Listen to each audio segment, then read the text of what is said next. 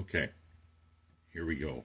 I've tried to do this a few times, and every time I've done it, there's been something I forgot to do. So, I think this is why I don't really like doing how-to videos very much.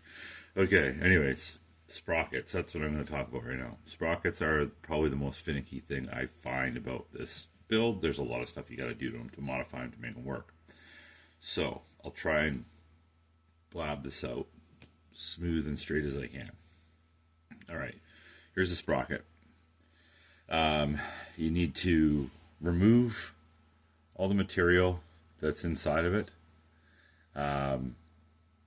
You need to put those pieces in that I showed the last time, which is why I don't like doing these videos, because I've put it all together now. Frustrating. Anyways, the pieces that go in were those pieces I showed in the last video, so refer back to the last video if you're not sure about what I meant. You got to push them in tight with the bottom end of a screwdriver or something like that to make sure they're sitting flush. Make sure there isn't any plastic shards or anything like that that's sitting in there that's going to impede that, because if they're sitting in there, they're not going to sit flush. It's not going to make this thing sit flush, and it's just going to be a shit show.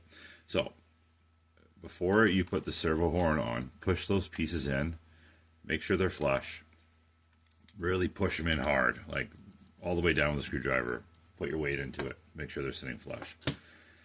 Once you've done that, then what I like to do is I take the screw that goes on to the servo and put that on to the horn first. Then take these 2.5 mil screws by 25 mil long and put them through the bottom of the servo horn.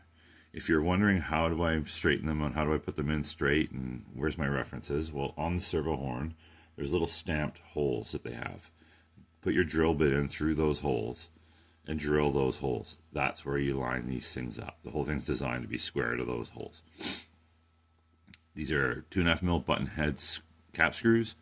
You need to use something that's going to sit lower than the protrusion of that servo horn. Otherwise, it's going to bind on the servo when it tries to spin.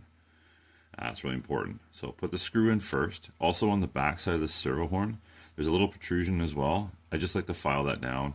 The button head screw will sit proud of that anyways, but it's just one less thing that might interfere with those pieces, those pucks I call them. So just file that little piece down. It's only a little tiny ridge, like 0.5 mil tall, whatever. File that down so this back side of this is smooth, right? Put the screw in, put those pieces in with the pucks, tighten all that together. That's what it looks like from the front. Then what you need to do is you need to put screws in all the way around every second sprocket gap. There's 10 of these in total. These are 2.5 mil by 6 mil long machine head cap screws. The drill bit that I used, I don't know what it is in imperial, but in metric, that puppy is 1.64 mil in diameter, is what I measured it with my caliper. Mark every second hole with like a Sharpie or something. That's what I did. These fine tip Sharpie, and then go around and drill all your holes through, and then with a bit of force, you want to really push into it when you're screwing those things in so they'll bite through, and you put them in until they're basically touching the ridges of the sprockets. Do all 10 of those, that puppy should be good to go. Then what I like to do after that's done, and you got those all ready to go, is this part. So this part I talked about last time and then realized I didn't even put the screws in on the sprockets, so I had to redo my whole video. It's a Phillips screw is what I got on here. Put that through there, right? Just put it on, make sure you're making contact, just look to see it spinning around. Put that on there and give it a couple turns and just thread that on first, just to get it started. As soon as you got that started, and that puppy's kind of sitting on there, a little rinky-dink, whatever, it's fine. Then go and find where the natural groove of the horn is, and push that sucker on by hand, and then go and finish tightening it up after. Just so you're not trying to force it to find the natural grooves on the spline, and then you'll know you're tight because it'll start to spin on you like that. And I just give that a little hold and turn. good to go. Same process on the other side. And the last time I did this one, it was a little bit of a bore to get it to, not to thread, but just to find the groove. So maybe it'll be good this time. The thing is too is like I'm using parts that I made before I 3D printed anything, so some stuff wasn't exactly as square as I am now making it. So, and then you thread that onto there, and away you go. The one thing I specified last time too is that I really like to make sure those screws that go into those servos are just sitting in the servo until I absolutely need them, because I might be wrong on this, good chance, but I think I'm right actually, and the fact that that thread for that servo for I think all high-techs, I think, are 2.3 millimeter thread, and I think that's like a unique thing for them. So I don't want to lose those pieces, so I like to keep them in there, and then once it's all good to go and done, it should look like that. That's what you should be checking out. All right, those are on to there. Horns are on. And there's your dozer with the sprockets on there. Now I'll need to get a receiver and give that a little test run with the tracks on. But that's basically where you should be at with that. The sprockets just take a little bit of time. Don't rush them. It is what it is. There's a lot of cutting involved. Also, too, I should try and specify when you're cutting down the material inside of that with the Dremel. I think I went over this last time, but I'm just going to reiterate again. You don't have to take all the material all the way down to the very inside face of that. You just need to kind of go below, I'd say below that part on this side for sure. And then those pieces I printed, they will sit past that point, and then the servo horn will sit on there. So then that should be good to go. You don't want to have any binding, you don't want to have anything catching that's going to interfere, because it is a tight fit, but it will work. You just need to make sure that your tolerances are there, and then you should be good to go. So that's that part. The other part I want to touch base on while I've got the video rolling is I just want to reiterate something which I didn't think I did the greatest job of. A little bit I did, but maybe not so much. On here, if you can see this, you'll see that pen mark I made there, and there's two X's. So when you're cutting the back part of this piece to fit those plates that I print, you need to basically cut it like that. The reason being is that you need to leave meat there and there for the plates I printed to bite on and pinch between the dozer and the two plates. But you need to chamfer this piece back up, because those servo horns, or sorry, the servos, pardon me, they have little rubber booties where the wires come off the back, and they just need a little bit of clearance to make it past that point. The rod will go through that all fine, that holds it together that way, there's no issues there. Those X's I put there are just random X's to kind of show the general vicinity of where the screws are, but when you're doing it, just use the top plate as your guide with your drill bit to go through, and then that should line that up, and the same thing will be on the front. Those plates, this thing should work out standard every time, because those plates I made, they fit around parts of the model, so they should always be the same spot if you've done it correctly. So that's that. I just wanted to touch base on that. And so there we go. So the next thing I'm going to do is I'm going to go put the tracks on this thing. And I'm just going to give it a little test run to make sure that all my tolerances are where they need to be. Like I said, those are 2.5 mil by 6 mil long screws. Like I said before too, the drill bit I used was 1.6 mil. I don't know what that is in Imperial. Just Google it. That'll tell you.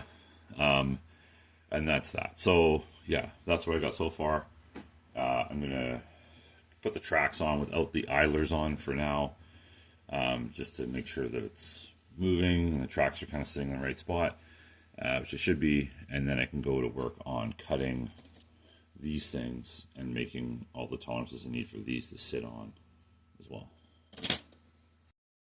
Okay, just haven't put the idlers on yet, but just to show, there's the underside there, so we're sitting nice. So just kind of coming a bit. Okay, these pieces. So I tried to be a little bit nicer with my cuts than I was the last time. So that's what you're going to be looking at from the back. I really want to be just particular up in this part here, because it does need to be a little bit of meat left over to stick to the rest of the mold, but you have to take a fair bit out. That's a side shot there. There's a bottom shot.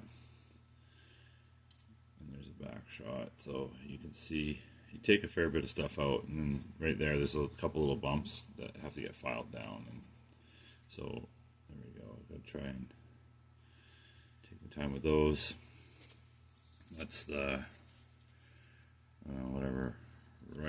left front facing side, and that's the right front facing side there. So they're the same on both. Again, I mean, it's the same thing, but just to show you. All right. There you go.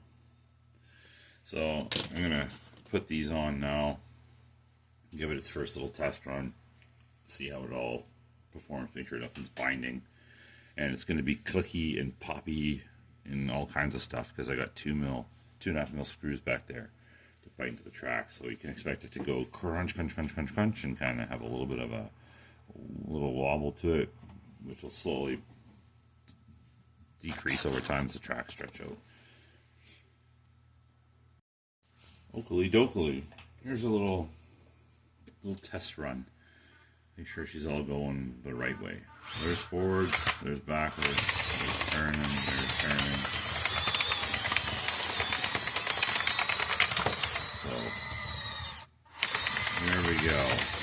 So, just for fun, turn left, turn left, turn right, turn right. Go forwards, go forwards, go backwards, go backwards. So that's all like that. Oh yeah, here's a little fun thing to remember. Mention it now. With the servos, you got to make sure you got them on the right way, because sometimes you can reverse them, and it might reverse the direction it goes forwards and backwards, but it's not going to reverse the direction that it turns left and right. So I like to turn my stick. So one thing I noticed actually, just while I'm on the subject, is I seem to be different than everybody else anyways.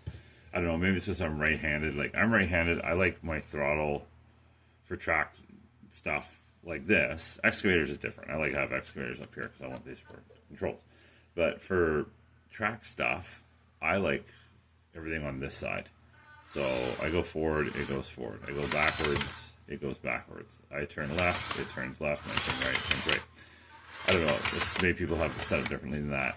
I think sometimes they do, but that's how I prefer to have it. So if I have it set up like that, I've had it before where I remember my tracked cat loader, like my small one, the skid steer, that I was like, oh, why is it that I can't, no matter which way I do the mix, it'll go forwards and backwards as I reverse that, but I can't, it would turn right when I'd go left and left when I turn right. So you just want to like plug the servos into a receiver first and just put even the servo horn on and just see which way they're going before you even put any of it together. And you might find that you have to switch the servos over the opposite direction so that they will go, because I had to reverse the polarity of these, but I did that and now it's turning the right way. But you can put the servos in opposing directions and it will affect the way it turns on you, which would be so annoying for me. If I was turning left and constantly going right all the time, I'd be getting frustrated, especially if I was like trying to, like, you know, it's a bulldozer, you know, I was trying to grade something or whatever, right? It'd be annoying if you were trying to do that and you had to constantly think about which way you're going. So anyway, point is this is all running fine. You can hear the tracks kind of poppy and stuff, like them stretching out and the sockets, head screws digging into the tracks to move it along. If you don't put them on, it's going to slip, and when you get up against a bunch of dirt to push, it's just going to spin the tracks, or it's going to spin the sprockets on the tracks and not even probably move, or it might move a little bit and it'll just be. So you have to put pins in it or the screws for it to move it. Okay, so that's that. Oh, one other thing I had to do, and I don't recall I ever had to do this before. Maybe it's just because I used bigger screws. But if you look on the bottom, I don't know if you'll be able to see it or not. I'll try and show it. Yeah, you can. If you see right in there. Well, it's so hard to see the light, but I actually have to trim a little bit of that down. And if you really want to know where that is, I have one of these toy sprockets here. You see, if I can do this like this, here we go. Basically, because the screws are a bit bigger, I had to kind of Dremel out and just make room for the screws to pass from like here to here. But I didn't have to go very far back, just as long as the screws can get, you know, past. I don't know, something like that maybe along that back edge. So I had to take that piece out just so the screws wouldn't get caught on that and not turn. So that piece, I just cut that out, which is something I didn't mention on the other video I just did where I talked specifically about cutting these pieces. It's just to make a little bit of room for clearance. That's it. And I have to do that on both sides. I also have a big fat honking battery because my other batteries are my 1200 ones are both dead. So anyways, there's that sitting on there. It's moving forwards and backwards, which is great. I need to get a smaller battery for it, but they're not too bad at the price, so that's okay. So there we go. So I finally have a nice dozer, and I also decided to put it onto this transmitter as well. I just prefer these ones a little bit over the other ones. The only thing I don't like about these is sometimes that the timing on the screen kind of goes off fast if you're not ready to punch your numbers in, so you got to be kind of ready for that. Anyway, so there you go. So that's that moving forwards, backwards. There we are. Those are running. What I did do was also, I haven't tried it yet, but I'm very curious. So I got a, this is one of those MG996R servos. You get them on Amazon. They're super cheap bundles. Well, they used to, at least. I don't know anymore, but you can get like a pack of like 6 or something like that for not too bad of a price. Anyways, I use a bunch of them on my conveyor belts, and I have this one left over. So I'm going to see if this will fit into here. I'll just try right now. See if that goes. So when you're putting these things in, you got to kind of get that little rubber boot piece there. I don't know if this is even going to fit, so we'll try. You got to kind of manipulate it in a bit. Oh, it does. Oh, look at that. Well, hot diggity dog, eh? That's lining up pretty decent. And that would be awesome if that works. I don't know if it's going to be sitting the right direction this way yet. I'll have to see. Take this off right now. It's a little bit big in here at the moment. This might fit the Tower Pro. I mean, all the servos are the bigger ones. I don't know. Maybe they're all sort of roughly the same tolerance. I'm not sure. That might actually work. That'll be good because that means I don't have to dick around with getting a different servo. But if that fits, that's how that sits like that, right? This won't be such a big battery in here. And honestly, too, like, because I'm running only 4 channels on this now, because I'm going to have the blade's going to be one function, the blade up and down is going to be another function, the tracks are going to be 2, so that's only 4. It would be nice if we can get one of those small little FAS 4-channel receivers. I have one. I'm going to see if I can use that and try and slim down this. I mean, other things you can do too is to take the casing off of this too, because the casing adds a bit of extra, you know, space and whatnot. But yeah, that would be good. If that works, that's going to be sweet. Hopefully that does, and I might be able to get away with using these Tower Pro ones. I still don't know if they'll fit, though, because I haven't tried that yet.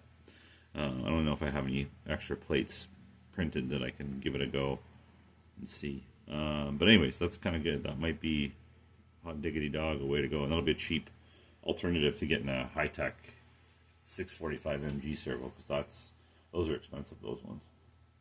But yeah, we'll see. I'm gonna give it a go and see if that one works out. anyways, that's what I got so far. Yeah, I'll see if there's anything along the way. There will be. There will be a little bit of an explanation on doing the blade, getting that all set up.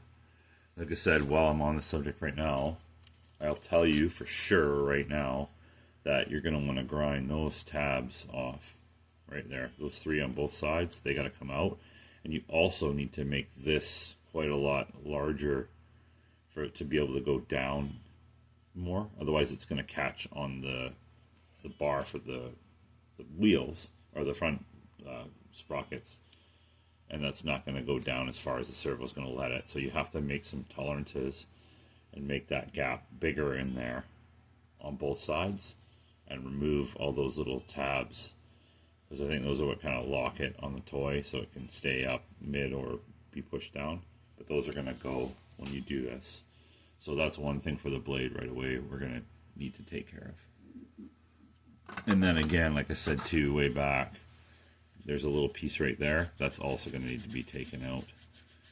If I use my file, it might have been a bit smoother. If I use my Dremel, so it kind of got a little bit, but you won't really see it. Anyways, it'll be hidden. So, okay, there we go. That's that for now. Okay, might as well do it all. Trying to save myself some questions. Okay, so again, I'm putting this on right now. It's gonna work. I just really not sure about the tolerances yet of that, so I got to make sure it's not going to be bumping into this. Because in reality, the hole I should drill here only needs to fit the horn through it. Maybe a little bit of that one ring. I can't remember. Either way, the part I'm doing right now will be the same no matter what servo it ends up being.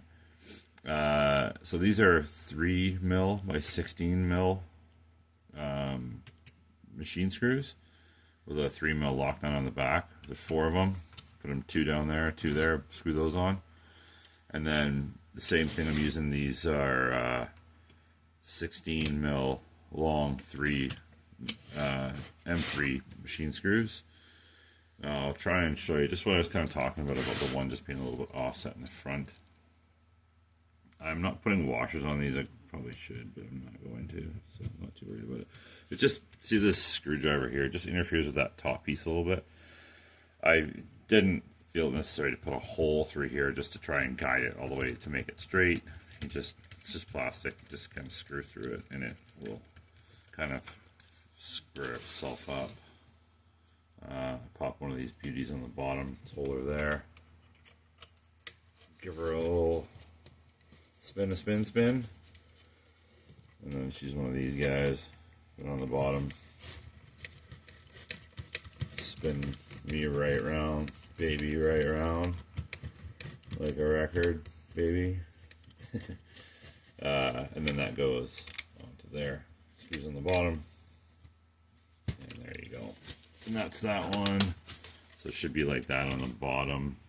And then I just gotta put the other one in right there. I went a little bit bigger with the drill bit size. It's come on now. There we go. Oh. Let's get that squared up. Okay. We're looking at 3.48 mil diameter, 3.5 mil diameter bit. I first drilled them with a smaller bit though. I used a little pilot bit hole for that before I drilled the bigger hole through. It just kind of gives a little bit more room to maneuver the screws in the front if you need to. But I'm really hopeful right now because I don't know, because I've never done it before with the Tower Pro. And they are good servos, and they're a lot cheaper, and you can also convert them to continuous rotation, which is also really nice because not every servo can be converted to continuous rotation. I know the 645 MG high-tech can because I've done it, but I know for sure, because I thought it could but it can't, is the high-tech MG82 cannot convert that to continuous rotation because the major gear inside of it is not 360. It's only like half or something like that. I remember because I went to do it and I pulled it apart and was like, oh, that sucks. So not every servo can. but a lot can, I think. Anyway, so that's what it looks like from the bottom. They kind of protrude a little bit. I could maybe cut them, but again, I'm not too worried about that. Blade's going to push everything out of the way. And so that should be nice sitting square like that. And then take a bunch of lead weights and stuff them all in through there on each side. And that's like kind of mostly the major cosmetic stuff that you need to do as far as I can tell right now. Again, I went over the blade numerous times, so I'll just rewind the video for that about just trimming those pieces down. This puppy's kind of getting close to being done. Like I said, I'm gonna have to get a smaller battery before I put the interior in it, because my little batteries that I use, my little 1200 hump packs, I didn't take very good care of them, and they're both fried, which sucks. So I need to deal with that, but, you know, something like that, right? Anyways, so that's basically that for now.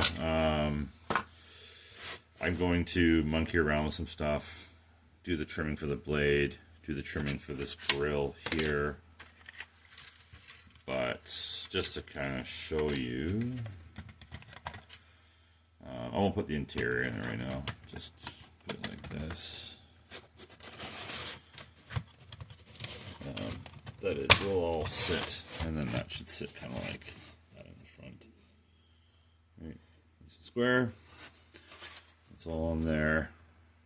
There you go. So that's kind of the meat and potatoes of it. And then, but there'll be a little bit more I'll do.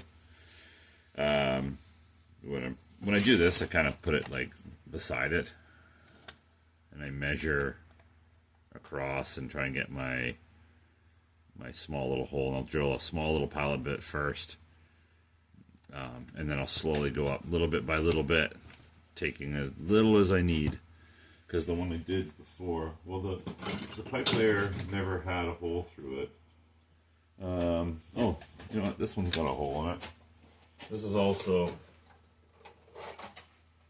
again, here's some other older conversions, right? This is like way before I had any 3D printing stuff. I think there's some lead in here I can take out. Anyways, that's kind of how I used to do it, right? With the ABS sheets and it was early. I was learning, but you see, that's kind of a butchery hole I got in the front, right? But it'll be something like that, and hopefully cleaner than that. But that was kind of one of the first attempts of it, right? Anyway, so that's an older Dozer I had from ages ago. I'm trying to make them nice and clean, you know. Yeah, there we go. And actually, it's nice now because I got those other sprockets back. So I probably have enough to do even another one. I don't know, I might do like a really dirt cheap one for the kids, because I have one of those old Tamiya motor gearbox units. And that's ultimately the cheapest way to do it. I don't know what they'll do. I never really bothered with it, but either way. Cool. I got lots of Dozer bits laying around to make probably 2 more bulldozers. Oh, you know, here's a little honorable mention. Wish I kind of did more with it, but I never really liked it. I did, but I didn't. It was not exactly, yeah. There's the old pipe layer right there. Anyways, I'm going to try and do something new and way nicer detail. Try and make it a little more realistic than like the A-Team was at the scrapyard and had to make a pipe layer dozer to somehow save the day. But yeah, anyways, there we go. There was that.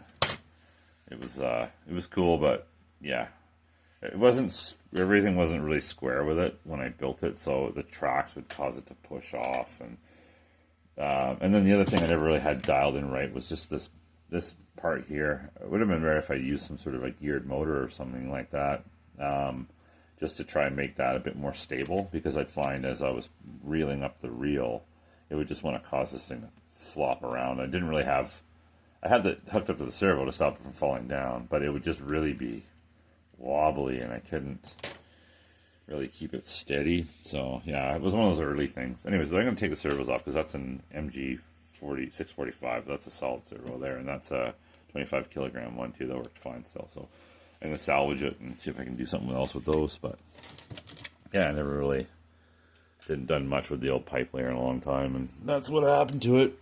I used it to make this one here.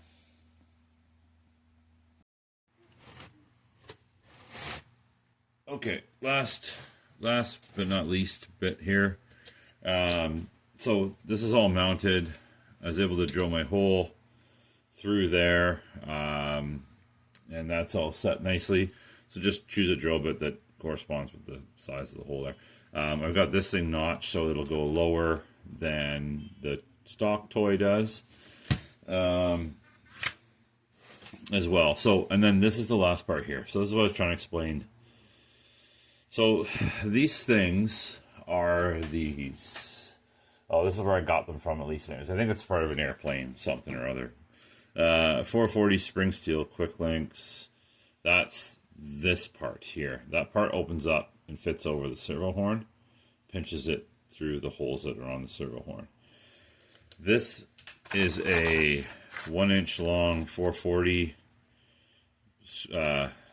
screw that I just cut the head off and threaded it into there, because those are 440 lengths. And then this piece here, this is where you might have to do a little sourcing.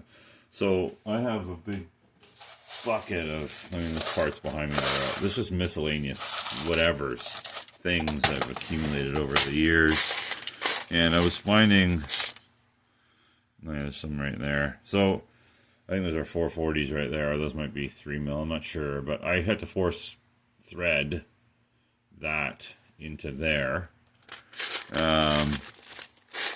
I don't know, I had a bunch of other ones here. These are too big, right? The hole on there is just too big to take 440. So you have to look around and see. I mean, I chose 440 because these are 440, and that's kind of setting what everything else is going to go to. So I think 440 is close to 3 mil. I feel like it is. Excuse me, sorry. Dusty bins. Anyways, so that all gets done like that. There's a hole that you drill on the bottom, right there. See that hole right there? And that's going to take like a 2 mil screw and a nut on the back of that to lock that in. And that's what's going to help lift that blade up and down. I'm not going to get into this part of it because I haven't figured that out yet. I just wanted to get it kind of up and running and get everything hooked up. So that'll sit like that onto there. I turn the servo on. That's going to set the servo to where it sits. And then I just put this piece so it's kind of sitting like that. And then you thread that guy back into there. You know, standard stuff, right? How you do what you do. That'll go in there. And so I didn't have to do any cutting on that. I just had to knock a hole in the front. So what I mean by cutting is on the bottom of this, there's a couple like little mold pieces and stuff. I didn't have to trim any of those off. They just sat right in there naturally. So that'll go like that. That's going to move up and down like so. And then once I have that screwed onto there, it's going to pick the blade up and lift that up and down. I will do one more video of it just put together. Mind you, I can't put the interior in right now because I have to make a trip to the store and go buy a new battery, and that's not close. It's a little bit a ways away from where I am. So I won't have it sort of like finally done as if I was building it for somebody, but it'll be basically that. So yeah, it'll be like a 2 mil screw that you're going to put on the bottom because it's going to need to fit through the swivel little nut thing on the bottom of that link, whatever the hell that thing is. I always see them with links, so I just call it a link piece for a WPL suspension setup or something. And then that should lift this blade up and down, and it's going forwards and backwards. And then I'll come up with another thing at a later date as to how I'm going to make that articulate back and forth, some sort of gear motor or something, I don't know. But that's basically what I got. Okay, I'll try to make this kind of quick. I just got sidetracked with some plumbing for the neighbor there. Anyways, this is kind of the very end here of the day. That's how much weight I ended up putting into the cab and whatnot up in there. Stuffed as much as I could put in there. This battery sits in there, and I do have a piece of lead that I try and put that will sit over top. It kind of sits right in there like that once it's all put together. I made a big honking chunk to sit on the front there. There's lead down at the very, very, very bottom.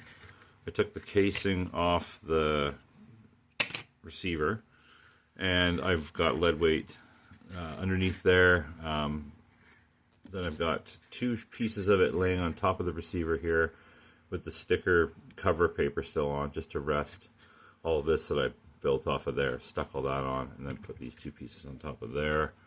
Put a bunch in there, just wherever I could generally fit it, and try to really think about how it was sitting in there. I tried to occupy that space with weight.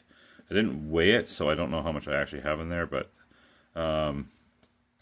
if you have one of these, I don't remember if I send people with a 10 channel or if they had a 6 channel in them. I don't remember what I did. If there's a 6 channel, you could probably take the case off of it and try and maybe replicate this. It's nice because these pieces are thinner than these ones, which is what I had last time I put in the Dozers. These came off Amazon, and these ones are from a shop. So yeah, anyways, it's all going forwards and backwards, and I don't have it all turned on right now. But hang on a second. I'll have to get it going here just to show it. A little bit more tight in there. With all that lead in there. So put that all in. Whoops. Must have bumped the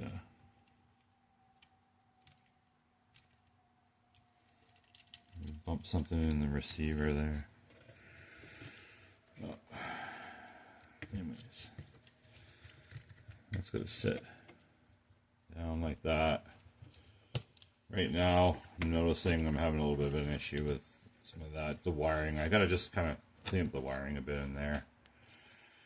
I'll try and put this on, see if I can get it to close. It's just sitting a bit proud up on the front here. So I want to make something with the tabs maybe that I can try and anchor that front piece down. I tried doing it with weight. But you can see it's just a little bit of a gap in the front there. I want to try and close that off. But here it goes. So don't have it going like this yet. That's going to be another time. I got to think of something for that.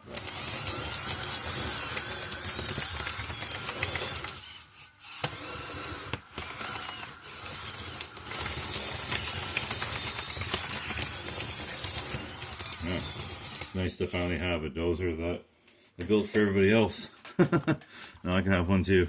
I'm going to work on something. If you have a gap on yours and I sold it to you, or it's gapping out like that, let me know. Gapping out. See if I can make something. We can try and have something that'll... It'd have to involve countersunk screws, I'd say. There's just not a lot of room down there with that piece there. But it might be a couple easy print things I can put online or something that can just be little countersunk pieces that can go in there and help to pull that piece down. I think it's just because I got the battery right there, and it is like a very tight fit. Maybe I could try and drum out a little bit more of that and really get low on the floor of the cab to make a little bit more space. But I think because it pivots on that, it just causes this piece to kind of want to come up a little bit. And because I don't have any room for the tolerances of that servo thing with those tabs that have to come out, so it causes it to want to lift up a little bit there, which is kind of a bit annoying. So I'd have to fix that. But anyways, there we go. Thanks for checking out the whole thing. That was the whole day. I started at like, I don't know, like maybe 5:30 this morning or 6 or something like that. I started filming and just went all till now, and then went over and did my neighbor's water supply for his house, and last day of my holidays tomorrow. Crazy. Good time. All right. Thanks for watching. I'll post this online. This will be the more detailed part of the build.